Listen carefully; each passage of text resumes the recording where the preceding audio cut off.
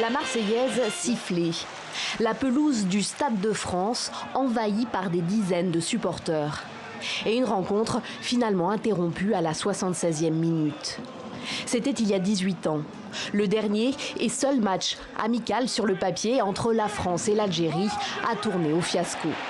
Mais aujourd'hui, des deux côtés de la Méditerranée, on semble vouloir effacer ce traumatisme.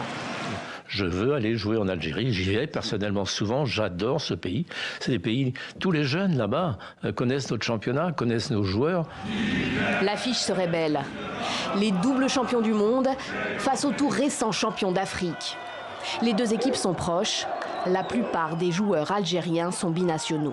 Donc beaucoup ont grandi en France, ont été formés en France. Même le sélectionneur lui-même a grandi en France, a été formé en France. Il a même participé à cette rencontre. Il a marqué un but en 2001. Il était joueur à l'époque de l'équipe d'Algérie. Même du côté français, ça suscite de l'intérêt du côté des joueurs.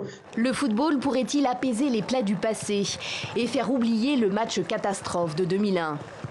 Compliqué. Les infrastructures ne sont pas idéales côté algérien. Des problèmes de sécurité peuvent se poser en France et en Algérie.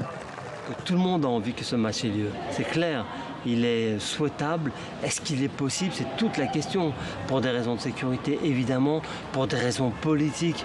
Compte tenu de la situation politique qui règne en Algérie, aujourd'hui, ça me paraît très difficile d'imaginer qu'on puisse organiser un tel match.